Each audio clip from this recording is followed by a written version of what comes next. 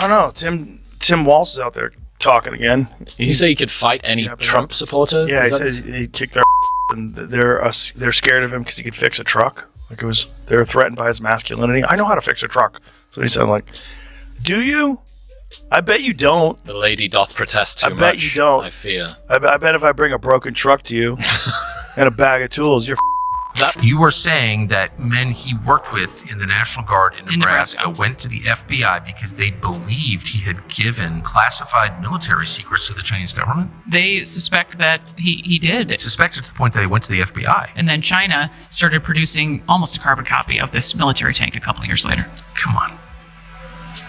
For real? According to all of our research. And Tucker Carlson just gave Minnesota Governor Tim Walz a one-way ticket to Rose City, and it wasn't a smooth ride. Rogan hit him hard with blunt disbelief and cutting sarcasm, while Tucker tore through his record like a chef with a vendetta. From COVID missteps to rising crime, they laid bare Walz as a disaster in a suit wrapped in courteous failure. If poor leadership needed a face, this takedown just gave it a name tag.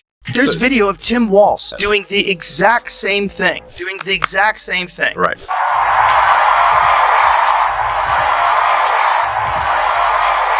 Exact same thing, and he said, of course, it's a Nazi salute. He said that. Right. We spent 3 days debating, having them trying to debate that President Musk gave a Nazi salute. Of course he did. But that is a distraction. This is how crazy things have gotten. Like, it's coordinated propaganda. So, who is Tim Walz exactly? Most of us, I just want to say, I think he's should be investigated by the sex crimes unit. I really feel that way. I'm not asking you to comment on that, but he's one of the creepiest people I've ever seen. The vibe I get off that guy, I would not let him in my house. That's just my feeling. Maybe I'm being totally unfair. Joe Rogan leaned back in his chair, arms crossed, that familiar look of doubt spreading across his face like someone had just claimed a tofu patty tastes just like prime rib. The topic at hand, Minnesota Governor Tim Walz. Rogan didn't bother to sugarcoat it. He dove in like a missile of skepticism and reason. This wasn't going to be a light poke. It was about to be a full-strength tirade on political incompetence. And Tim Walz just happened to be the unlucky target. You know how gangster that is? Yeah. You shoot a guy in the face and the dude's like, yeah, I look like a bird. Don't worry about it. I look like a deer. Is there any way to you that we're not being gaslit by Kamala Harris? In what way? Wasn't she a joke even among Democrats? First, he locked onto Walz's handling of the pandemic. Rogan laughed, shaking his head like he was remembering a terrible sci-fi storyline. He claimed Tim Walz ran Minnesota like a science experiment gone wrong, trying to invent the most baffling, overcomplicated, and inconsistent set of regulations ever seen. Mom-and-pop shops were forced to close, schools remained shut, but major retail chains kept raking it in. Rogan ridiculed the logic of shutting down local gyms while keeping liquor stores open, quipping that Walz must have thought booze was more effective at fighting the virus than fresh air and working out. His wedding anniversary, they were married 5 years after Tiananmen Square, and he picked that date because it was a date that they would remember, he and his wife. What? Who does that? Tiananmen Square? Correct. The tank crushing the lone protester? That's their wedding anniversary. And they went to China for their honeymoon. Come on. You're sure he picked the anniversary? They've talked about this in interviews. Yeah, this is in newspapers. But Tiananmen Square was a massacre of peaceful protesters. I know. Do you think they picked it to in the memory of those brave souls who died opposing the machine? They haven't said that. Oh my God! And then came the mask mandates. Rogan rolled his eyes so hard it looked like he was trying to shake loose a memory of terrible school lunch.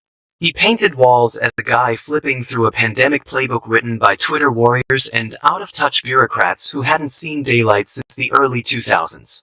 This wasn't leadership rooted in science, Rogan argued. It was a full-blown performance of panic, with Walz in the starring role and every Minnesotan stuck playing the bewildered understudy. It doesn't bother me that much. If the people in Minnesota like it, who cares? It's just a star and some colors. The real problem is when you hear discussions of things that are openly Marxist philosophies, when you hear talk about equal outcomes and not just equal opportunity, but that we all need to arrive at the same place, equal outcome talk. There's only one way they can do that, and it's by forcing you. Well, it's by everyone having nothing. Yeah. That's the only way to have things totally equal because Exactly. you can't have everyone have everything. That's impossible. Right. There's no way. There's not enough resources. And then came the riots. Rogan wasn't even mad. He was stunned. The way Walz handled the George Floyd protests, and more critically, the violent unrest that followed, left him momentarily speechless. For a split second. Then he went off like someone who just saw a firefighter douse flames with gasoline. Rogan described Minneapolis as looking like a scene from a dystopian movie, and said Walz's entire game plan seemed to be acting shocked and staying silent while whole sections of the city went up in smoke. I don't talk about my faith a lot, but Matthew 25:40 talks about, to the least amongst us you do unto me. I think that's true of most Americans. They simply want order to it. First of all, kudos to CBS for allowing Governor Walz to quote Matthew 25:40 without interrupting him and saying, I'm sorry, that's an attempt at bringing in foreign disinformation campaigns. We can't accept that. May those words burn on your tongue. Right. That's what I Rogan said it felt like Walz was aiming to break the world record for slowest reaction to civil unrest, like he was waiting for the flames to send him a calendar invite. According to Rogan, Tim Walz wasn't really governing. He was just holding press briefings and hoping the smoke would magically disappear. This wasn't leadership. It was like watching a substitute teacher try to manage a rowdy class armed with nothing but a flyer and a hopeful prayer. Then Rogan shifted to education policy, and that's when he really hit his stride. He scorched Walz's cozy relationship with the teachers' unions, joking that it looked less like collaboration and more like a hostage negotiation. Under Walz, schools stayed closed so long kids practically forgot how to use a pencil, but union leaders were treated like ancient prophets delivering demands carved in stone tablets. Rogan mocked the idea that in Minnesota, public education had turned into a political vending machine. Every policy came with a catchy slogan, but no actual results. From there, he took aim at crime, skyrocketing violence, carjackings, collapsing police morale. Rogan went in on all of it. He said under Walz, Minneapolis had become the kind of place where Uber drivers deserved hazard pay, and cops were treated like suspects in their own departments.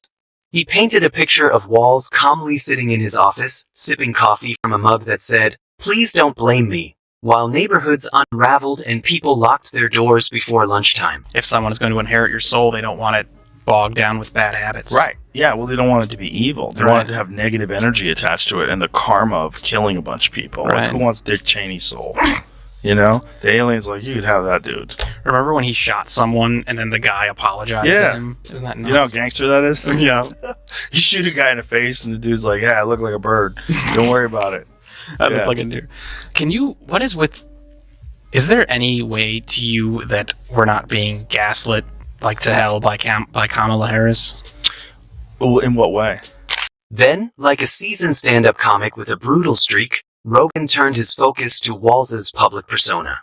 He said the guy always looked like he was on the edge of apologizing for things he didn't even fully grasp.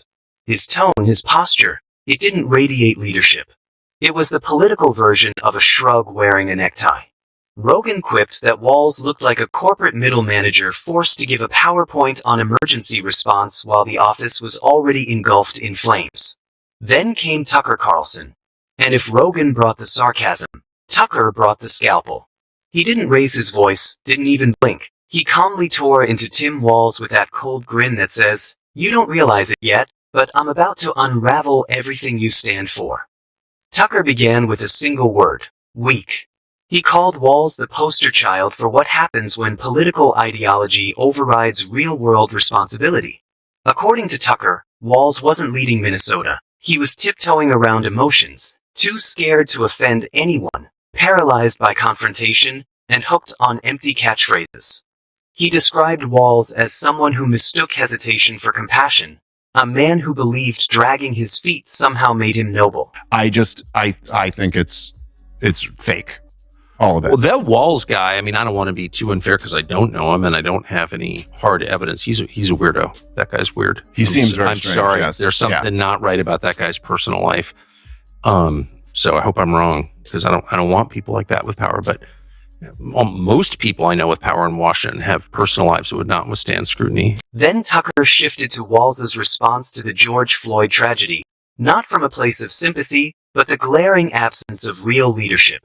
He didn't fault Walz for caring. He slammed him for vanishing when it counted the most. While people were terrified, businesses were burning, and the public cried out for guidance, Walz retreated behind empty platitudes and scripted grief. Tucker said it was like watching a ship's captain offer counseling instead of steering away from disaster. Then he zeroed in on law and order, the core of his critique.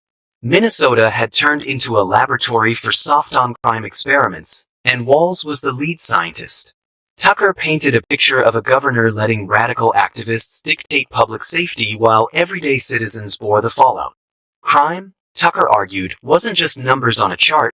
It was families destroyed, livelihoods lost, entire neighborhoods broken because their leaders were too scared to call out evil. He rattled off failed reforms, mocked the notion of cops as necessary evils rather than protectors, and shredded Walz's total capitulation to the loudest, most extreme voices in his party. Tucker labeled it moral abandonment disguised as governance. Walz, he said, wasn't defending people. He was defending his own reputation. Tucker didn't stop there. He attacked the economy, saying Minnesota's tax policies under Walz were basically a how-to guide for driving residents to other states. He described the middle class packing up and leaving for places with lower taxes and more common sense, while Walz held rallies preaching economic justice, like he was starring in a documentary titled How to Fail Upward.